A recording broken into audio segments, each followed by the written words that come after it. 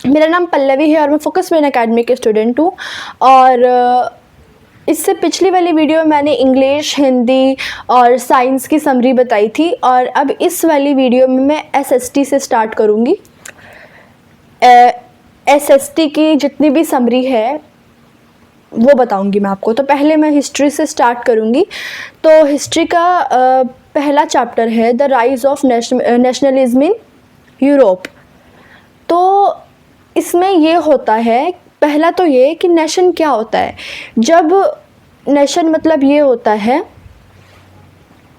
एक कंट्री में common language हो, कॉमन कंट्री हो, कॉमन गवर्नमेंट हो, तो ये एक नेशन कहते हैं इसको। और अगर हम बात करेंगे, जब यूरोप में फ्रेंच रेवोल्यूशन आया था, उससे पहले मोनार्की रूल ज़्यादा था, अलग अलग लैंग्वेजेस थे, तो इससे बहुत प्रॉब्लम होती थी लोगों को, है ना। तो जब हमारा फ्रेंच रेवोल्यूशन आया, तब फ्रेंच रेवोल्यूशन जब 1718 में हुआ, तो फ्रेंच रेवोल्यूशन के फ़ायदे क्या थे जब वो हुआ था। मोनार्की रूल कम हो गया हमारा, और लोगों के बीच इक्वल राइट्स बटने, मतलब इक्वल राइट्स हो गया, सबके लिए इक्वल राइट्स हो गया, और ट्राई कलर फ्लैग आ गया। तो ये सब चीज़ें हुई थी फ्रेंच रेवोल्यूशन में।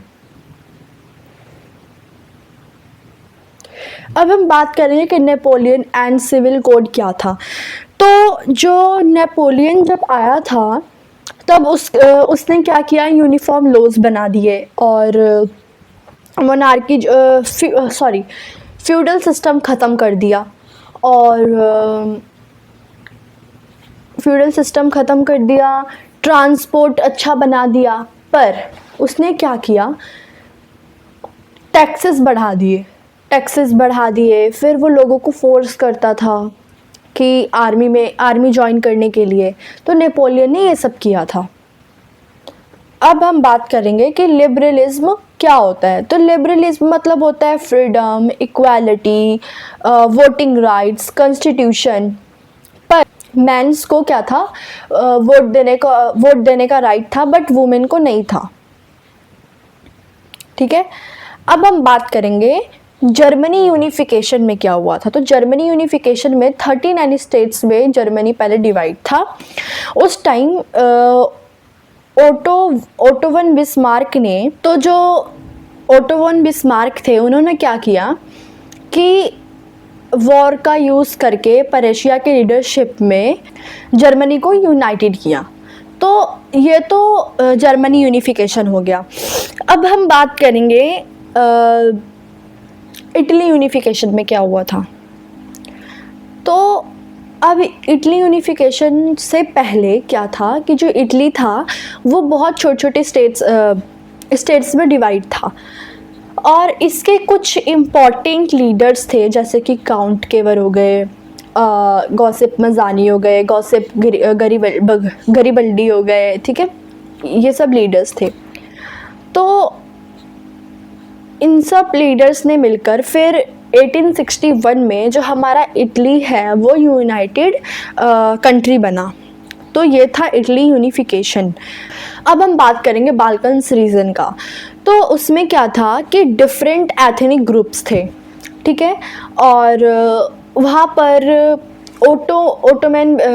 ओटोमन एम्पायर का कंट्रोल था वहाँ पर, और इस वजह से वहाँ पर कॉन्फ्लिक्ट बढ़ने लगे। जब कॉन्फ्लिक्ट बढ़ने लगे तो फिर वहाँ पर जब नेशनलिज्म आने लगा तो वहाँ पर कॉन्फ्लिक्ट बढ़ने लगे, जिस वजह से मतलब ये वर्ल्ड वार का वजह बना ये कॉन्फ्लिक्ट। अब हम बात करेंगे सेकेंड चैप्टर की। तो सेकेंड चैप्टर का नाम है नेशनलिज्म इन इंडिया। तो इंडिया में क्या हुआ था, जब वर्ल्ड वार फर्स्ट हो गया था तो उसके बाद टैक्सेस बढ़ने लग गए थे, और फूड शॉर्टेज होने लग गया था, तो जिस वजह से जो लोग थे वो सारे ब्रिटिशर्स के अगेंस्ट हो गए थे, ठीक है।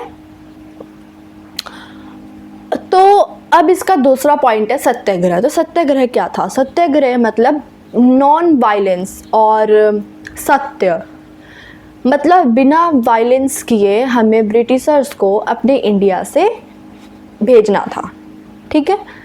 तो ये था सत्याग्रह और ये गांधी जी का आइडिया था सत्याग्रह।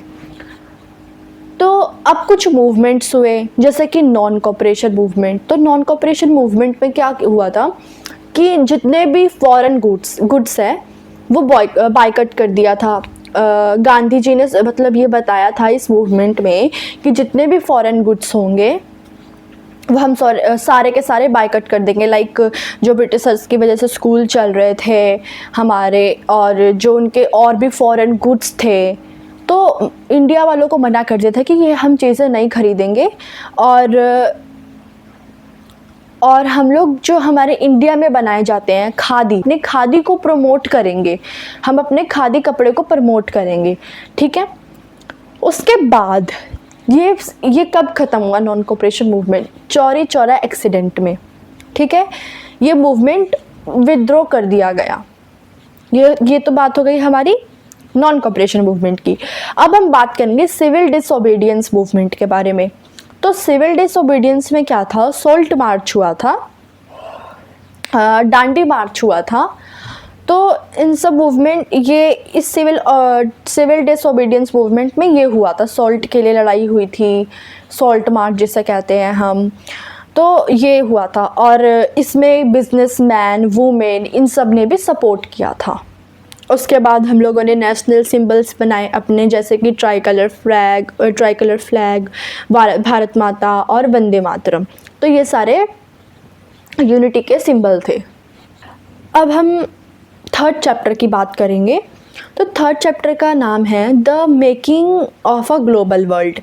तो इसमें हम पहले प्री मॉडर्न वर्ल्ड के बारे में बात करेंगे। तो प्री मॉडर्न वर्ल्ड में क्या था कि सिल्क रूट्स हो गए हमारे, सिल्क रूट हो गए, और जो ट्रेड्स किए जाते थे एशिया, अफ्रीका और यूरोप, इन सब में हमारे ट्रेड होते थे, ठीक है। तो इन ट्रेड्स के बिटवीन क्या होते थे? हमारे रिलीजन, कल्चर, ये सब स्प्रेड होते थे ट्रेड के थ्रू। तो ये था हमारा प्री मॉडर्न वर्ल्ड। अब हम बात करेंगे 19th सेंचुरी वर्ल्ड के बारे में। तो इसमें क्या हुआ था? इंडस्ट्रियल रिवोल्यूशन हुआ था, रॉ मटेरियल की डिमांड बढ़ी थी उस टाइम, कॉलोनीज़ का यूज़ हुआ था। तो ये था हमारा 19th सेंचुरी का, ठीक है। अब हम बात करेंगे वर्ल्ड वॉर्स का इम्पैक्ट। तो वर्ल्ड वॉर्स का इम्पैक्ट क्या पड़ा था?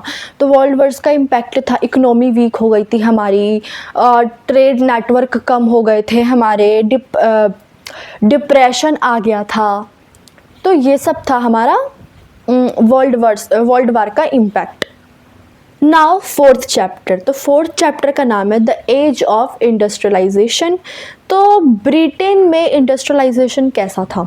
तो मशीन, फैक्ट्रीज, वर्कर्स की कंडीशन बहुत ख़राब थी ब्रिटेन में। अब हम बात करेंगे कि हैंड लेबर का इम्पोर्टेंस क्या था। तो हैंड लेबर का इम्पोर्टेंस था कि लोग हैंडमेड चीज़ें ज़्यादा पसंद करते थे, फैशन के लिए भी इनको हैंड वर्क, मतलब कोई भी चीज़ पूरा प्रॉपर तैयार कर दिया तो उसमें भी हैंड वर्क चाहिए। तो ये थे हमारे हैंड वर्क के इम्पोर्टेंस।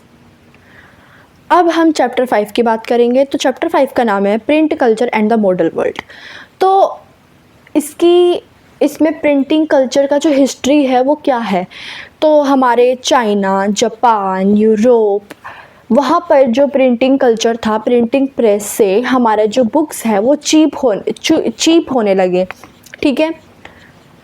अब हम बात करेंगे जो हमारा यूरोप में हमारा प्रिंट कल्चर कैसा था। तो यूरोप में हमारा प्रिंट कल्चर था, उससे नॉलेज स्प्रेड हुई, और भी जो आइडिया होता है नेशनलिज्म वगैरह का वो स्प्रेड हुआ, और हमारा रिफॉर्मेशन स्प्रेड हुआ, और न्यू आइडियाज़ पॉपुलर हुए। अब हम बात करेंगे कि हमारे इंडिया में प्रिंट कल्चर कैसा था। तो इंडिया में print culture like newspaper, social reforms हो गए, हमारे नेशनलिज्म को सपोर्ट करने का हो गया। तो ये था हमारे इंडिया में प्रिंट कल्चर। तो अब होता है हमारा हिस्ट्री कंप्लीट।